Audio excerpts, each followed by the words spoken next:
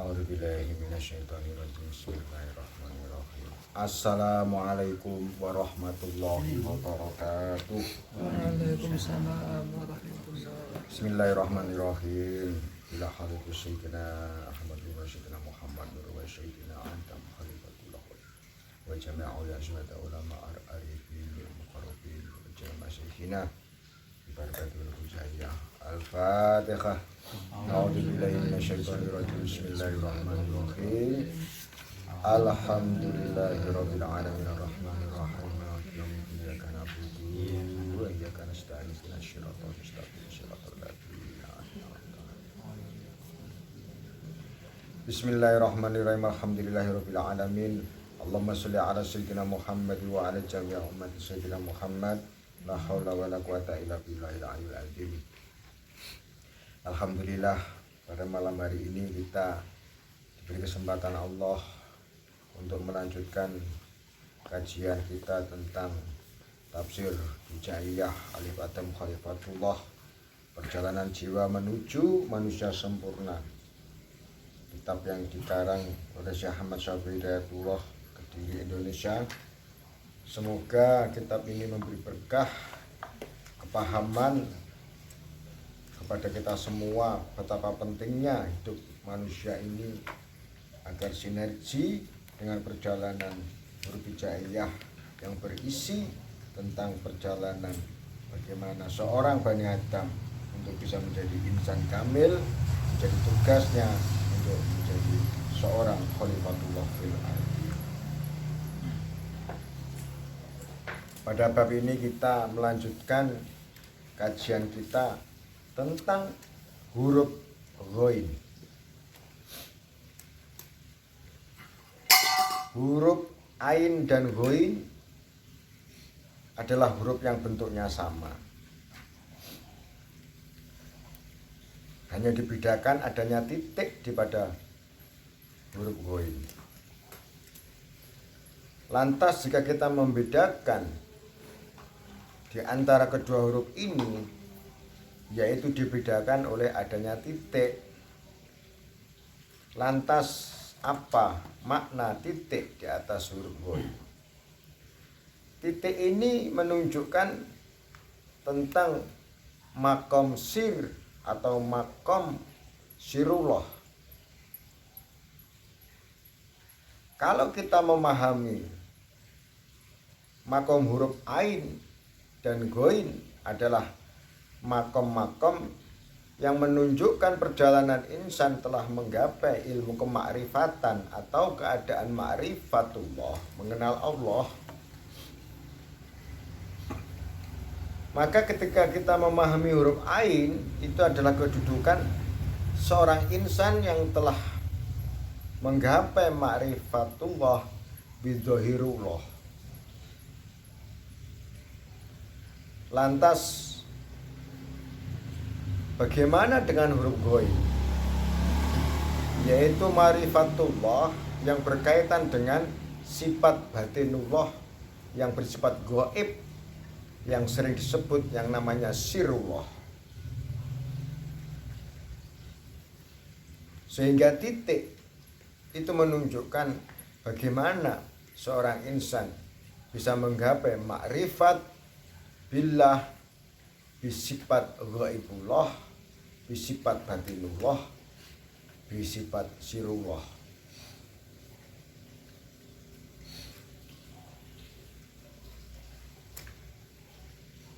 Lantas bagaimana cara kita untuk bisa mengenali titik itu sendiri? Sebagaimana kita tahu, titik di huruf ghain merupakan titik yang telah bercampurnya titik-titik sebelumnya. Titik ba, titik ta, titik sa. Menyatu di dalam huruf jim menjadi yang namanya jiwa, yang dinamakan diri atau yang dinamakan ruhani. Sehingga mengenal titik, kita mengenal dari mana asal kejadian batin kita, dari mana kita mendapatkan rohani. Dari mana kita mendapatkan rasa? Sedangkan rasa yang ada di dalam diri kita telah wujud menjadi suatu jiwa, menjadi batin yang berupa apa? Yang berupa ruh yang berisi 7 sifat ma'ani secara pokok. Inilah yang harus kita kenali, kedudukan titik yang harus kita makrifati. Asalnya batin kita adalah ruh kita. Bagian-bagian ruh kita itu apa? Sebagai wasilah untuk mengenal diri batin Allah yang maha gaib, yaitu yang namanya sirrullah.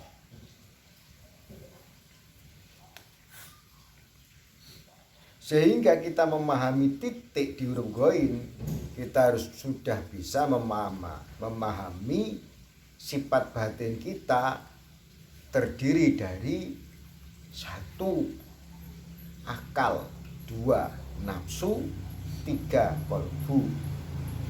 Berkumpul menjadi satu, menghasilkan suatu rasa, dan rasa itu sering disebut dengan yang namanya jiwa, sehingga sering disebut dengan yang namanya batin. Pada intinya batin manusia atau jiwa manusia itu adalah kenyataan adanya roh. Berbeda dengan nyawa, karena nyawa itu sebagai batin hayat yang membawa kekuatan kehidupan, kekuatan jasad, kekuatan jiwa. Namun gerak ruh atau gerak batin semuanya dibawa oleh ruh yang ditajali Allah ketika bayi usia 3 bulan atau 4 bulan. Dan ruh yang membawa gerak batin, bukan energi batin tapi gerak batin, itulah yang mendapatkan pertanggungjawaban sebagaimana dalam hadis kullu imro'in, masing-masing di antara kalian adalah seorang pemimpin.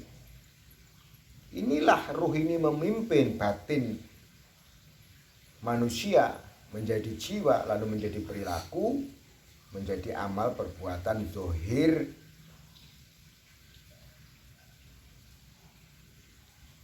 Sehingga ketika kita mampu memakrifati diri batin kita, disinilah berkait dengan man arafa nafsahu faqad arafa rabbahu. Barang siapa mengenal dirinya, maka dia mengenal Tuhan. Sedangkan hakikat ketuhanan adalah pada sifat sirnya. Allah Rabbul Alamin tidak akan bisa disebut Rabbul Alamin jika tidak ada eksistensi af'al, perbuatan daripada sifat-sifatnya.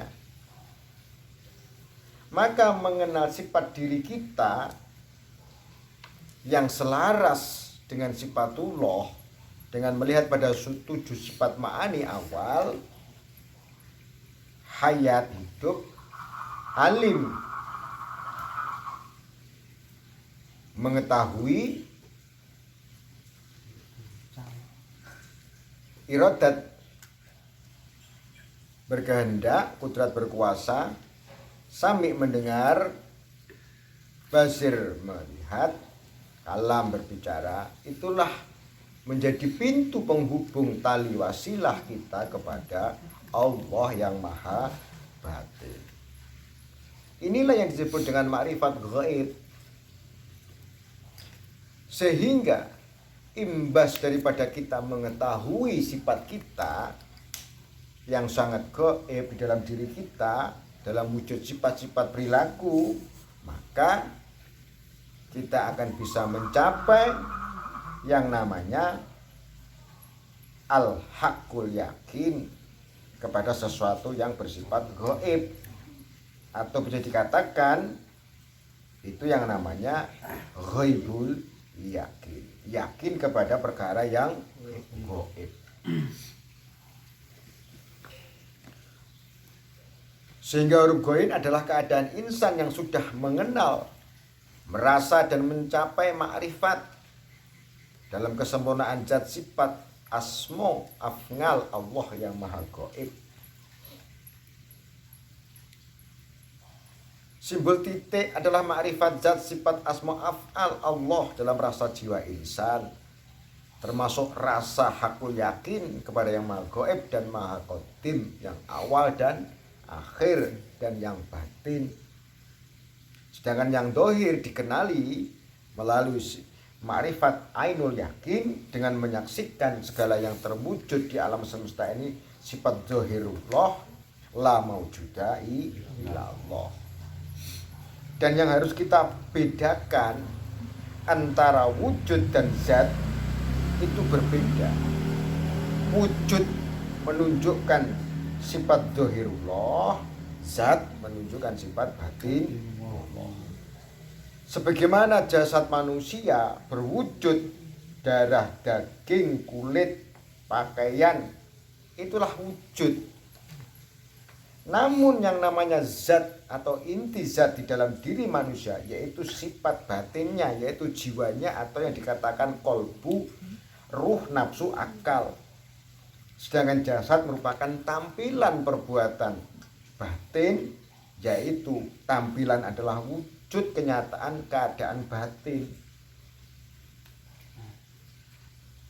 Sehingga jika kita pahami terhadap wujud dan zat dan af'al, alam semesta ini adalah wujud tampilan dari af'al Allah, sifatullah, sehingga Allah disebut Rabbul Alamin. Alamin menjadikan sifat zahirullah, Rabbul menunjukkan af'alullah. Sifat-sifat batin Allah termasuk dikatakan idza arada syai'an ayakula lahu kun fayakun. Allah Maha berkuasa. Innallaha ala kulli syai'in qadir. Allah Maha hidup. Allahul ladzi la ilaha illa huwal hayyul qayyum was-sami'u wal basir. Sehingga itulah persamaan sifat antara insan dan Allah. Jika Allah sebagai Rabbul Alamin menjadi raja, sebagai pemimpin alam semesta ini, maka ruh di dalam diri kita adalah juga pemimpin pada alam jasad kecil kita, yaitu mikrokosmos, jagat kecil. Jagat kecil itulah alam kecil kita. Rabbulnya adalah ruhani kita, ruh yang memiliki sifat 7 ma'ani. Memahami huruf ghain adalah memahami hadirnya titik yang ada di atas huruf ain. Perbedaannya huruf ain adalah memahami makrifat jasad atau makrifat zahir. Sedangkan huruf ghain memahami sifat batin yang bersifat tidak bisa disaksikan oleh mata, tapi bisa dikenali dengan kenyataan, penampakan, tajali, perwujudan adanya sifat batin itu sendiri. Gerak jasad kita juga adalah timbul dari sifat hayu kita, hayat kita. Ucapan kita juga timbul dari adanya sifat kalam kita.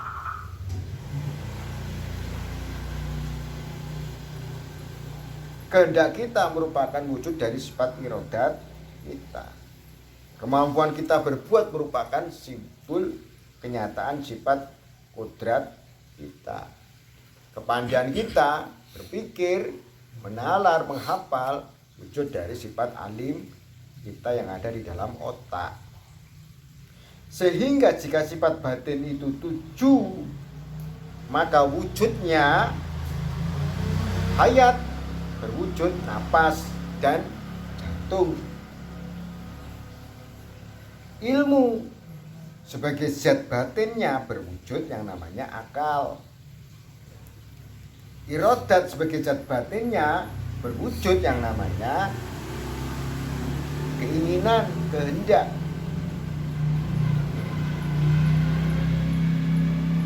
Kudrat sebagai zat batinnya mewujudkan yang namanya kekuatan gerak, kemampuan diri.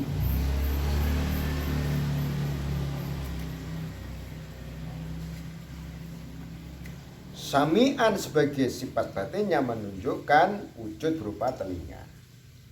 Basiron sebagai zat batinnya diwujudkan dalam bentuk mata. Mutakaliman sebagai zat batinnya diwujudkan dalam bentuk mulut dan lisan, lidah. Itulah perkaitan dan perbedaan antara zat dan wujud, antara zat batin dan wujud. Sehingga ketika ada kalimat la ilaha illallah, la maujuda illallah, harap dipahami wujud itu adalah tampilan, wadah, jangan disamakan dengan zat. Sedangkan yang dikatakan laisa kamislihi itu adalah zat batin, sifat ruh, sifat gaib. Sedangkan dohir merupakan tampilan daripada alam semesta, wujud dari af'alullah, tajali zatullah, dari nur ilahi, nur Muhammad, an-nasir, dan jadilah alam semesta.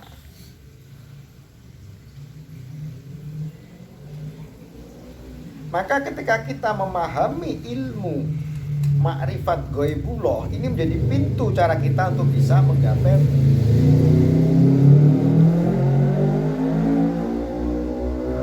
martabat fana sifat.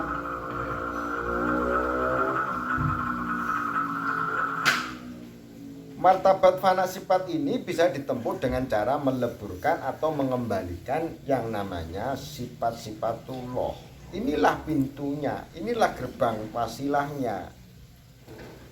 Persatuannya bisa ditempuh berbeda dengan persatuan sifat dohir. Persatuan sifat dohir manusia dari anasir darah, daging, kulit, tulang, dia tidak akan bisa menyatu kembali kepada yang namanya anasir tanah sebelum dia mengalami suatu kematian. Apalagi kembali kepada anasir nur ilahi atau nur Muhammad. Sesuatu jalan yang sangat jauh untuk ditempuh kembali ke alam awal. Tetapi suatu pintu gerbang yang mudah untuk ditembus menuju ke hadratullah untuk mencapai fana billah dengan menggunakan jalur persatuan kembalinya sifat batin. Inilah pintu-pintu kefanaan.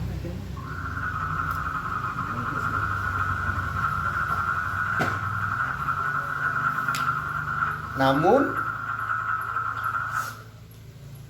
caranya kita harus mengenali dahulu sifat-sifat batin kita, sehingga ketika diselaraskan dengan al-insanu siri wa anasiruhu, sesungguhnya manusia itu adalah menjadi rahasiaku dan aku menjadi rahasianya, konektivitasnya pada sir.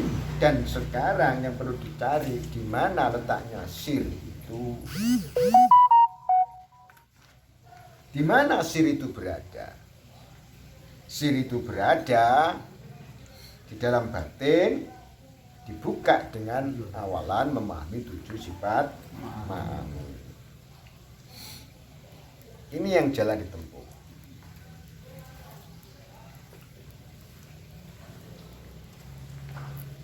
Maka cara kita untuk memahami Allah melalui 2 jalur, dohir wal batin. Dohir kita mengerti asal kejadian jasad dari anasir, kemudian kepada Nur Muhammad, kembali kepada Nur Ilahi. Asal kejadian batin dari ruh, kembali kepada sifat sirullah ruhullah. Diterangkan di dalam surat Al-Hadid ayat 3. A'udzubillahi minasyaitonirrajim. Bismillahirrahmanirrahim. Wal awwalu wal akhiru wal zahiru wal batin wa huwa bikulli syai'in alim. Dialah yang maha awal dari sifat batin wal zahir, maha akhir, maha zahir dan batin. Jika kita pahami kedudukan sifat awal wal akhir, zahir wal batin adalah dia semua, maka jika kita melihat kenyataan yang ada, tentulah kenyataan itu kenyataannya siapa. Jika Allah menyatakan dia yang maha zahir, mungkin ada dua persepsi, zahir Allah sendiri, zahir zakat sendiri. Tapi zahir ini adalah satu kesatuan. Jika terpisah antara zahir ruh dengan zahir insan, maka ada dualisme kedudukan sifat zahir. Ini yang dikhawatirkan menjadi sifat lawan daripada tauhid ketunggalan, yaitu musyrik, atau kedudukan ada dua posisi, sehingga menjadi tidak sadar diri bahwa kita berasal dari sesuatu yang satu, yaitu wahid, ahad. Maka disinilah dengan makrifat zahir lewat huruf ain, kita sadar bahwa kita itu adalah bagian dari sifat zahir rupa, karena kita bagian daripada alam semesta. Sedangkan alam menjadi kekuasaan Allah. Di dalam genggamannya Allah sebagai Rabbul Alamin. Sedangkan yang batin adalah sifat sir dalam diri kita yang namanya ruh. Ruh dengan sifat ma'ani dan sifat-sifat ketuhanan ini yang tidak boleh menjadi ilah di hadapan Allah, karena yang berhak menjadi ilah dengan sifat ma'ani yaitu Allah sendiri. Maka dengan kita memahami ma'rifat ghaib, kita sadar diri bahwasanya rahasia batin kita atau sir kita adalah milik Allah, agar kita tidak menjadi ilah di hadapan Allah. Biarlah Allah saja yang berhak menyatakan sebagai ilah, menjadi sifat mutlak, disebut yang namanya Allah.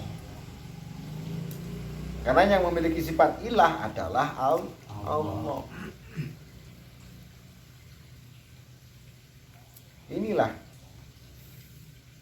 kenyataan sifat zahir wal batin. Jika kita rujuk kepada sifat wal awal wal akhir, jika yang awal jelas milik Allah sebagaimana sifat alif awal terdahulu al-qadim, yang awal dan yang nomor satu adalah alif sebagai sifat awal wal qadim wal ahad, lantas yang akhir itu Allah sendiri. Jika di dalam ring antara awal dan akhir, dalam lingkup ring awal dan akhir, dialah yang awal dan akhir yang meliputi, maka antara awal dan akhir adalah siapa?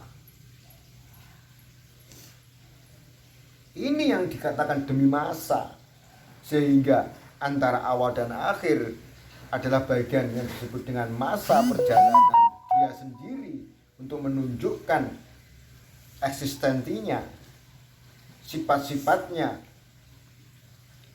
Inilah yang disebut dengan perjalanan waktu, yang disebut masa pergerakan alam bersama Allah.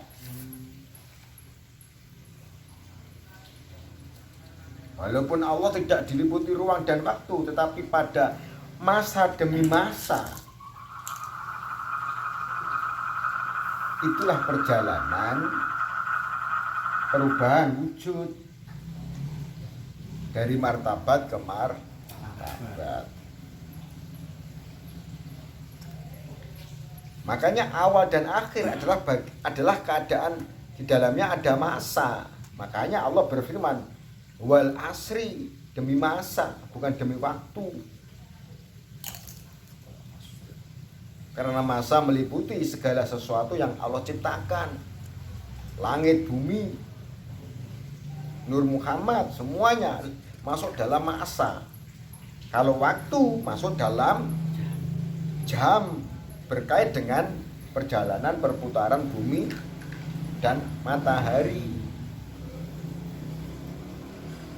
Dia Maha mengetahui segala sesuatu. Maka itulah sifat batinnya, mengetahui bahwa sesungguhnya dialah yang mengetahui dohirnya. Dohir tidak bisa mengetahui sifat batin, tapi yang batin bisa mengetahui sifat dohir. Mata kita tahu bahwasanya kita sedang sakit. Telinga kita tahu bahwasanya kita sedang mendengar. Itu yang mendengar adalah batin. Aktivitas batin. Aktivitas batin mengetahui aktivitas dohirnya, karena yang menggerakkan dohir adalah ya batin itu sendiri. Maka kedudukan batin itu adalah inti. Sebagai raja, al-malik. Makanya dia Maha mengetahui segala sesuatu, termasuk alam semesta ini dia ketahui karena dia di dalam martabat al-batin dan memiliki sifat al-dohir. Dia juga mengetahui dirinya sendiri. Allahu Akbar. Tidak ada satupun yang terlepas dari pengawasan Allah. Ibarat kita menyaksikan eksistensi diri kita yang dohir, kita mengetahui seluk-beluk diri kita, karena yang mengetahui adalah sesuatu yang di dalam diri, yaitu batin kita. Ya seperti itulah Allah Maha mengetahui segala sesuatu yang bersifat dohir. Segala sesuatu masuk dalam al-malak ala kulli syai'in. Ketika Allah mengetahui segala sesuatunya ala kulli syai'in, disitulah Allah mengetahui dengan sebutan aliman. Berarti alim itu menunjukkan sifat batin. Yang tahu itu adalah batin kita. Mata adalah bagian daripada wujud penglihatan. Akal bagian daripada wujud alim. Sehingga di sini dikatakan bikuli syai'in alim. Alim itulah batinullah. Kembali kepada diri kita yang batin dengan 7 sifat ma'ani, salah satunya adalah aliman. Tentunya kita mengetahui bagian diri kita masing-masing, seluk-beluk diri kita.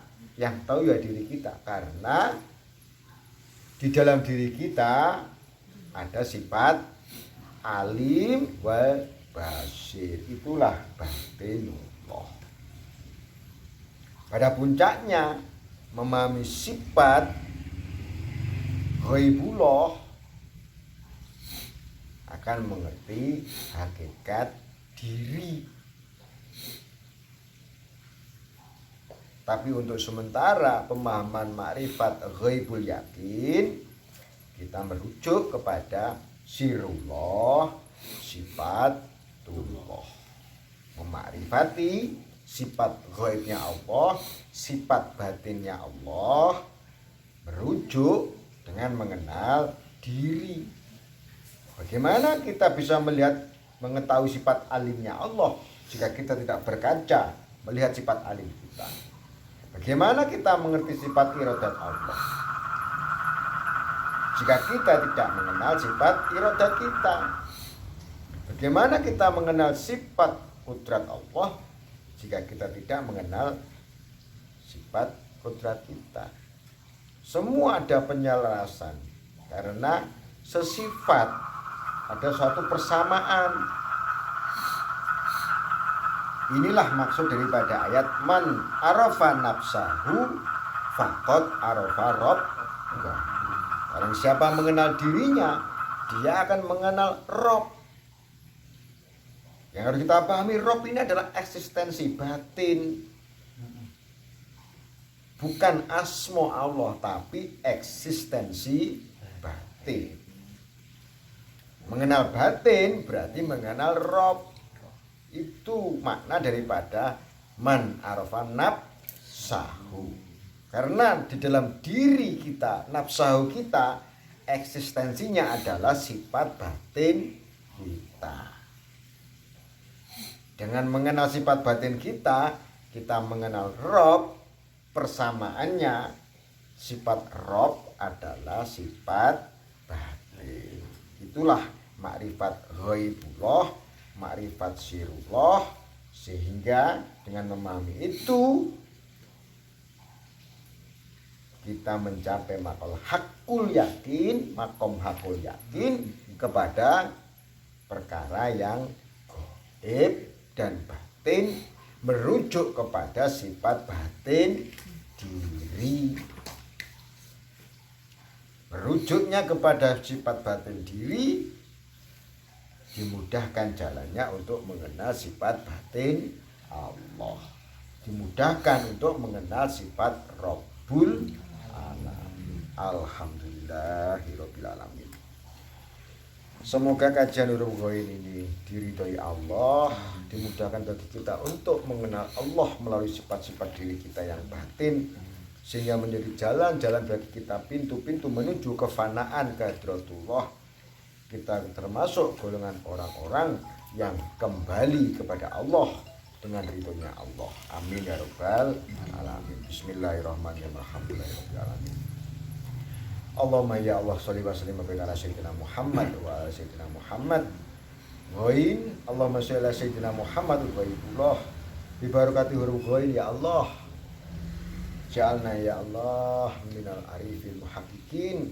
Ja'alna minal arifin muhaqqiqin. Ja'alna minal arifin muhaqqiqin bi ma'rifat sifatuka wa sifat ana. Sifat nafsina ya Allah, sifat batina ya Allah.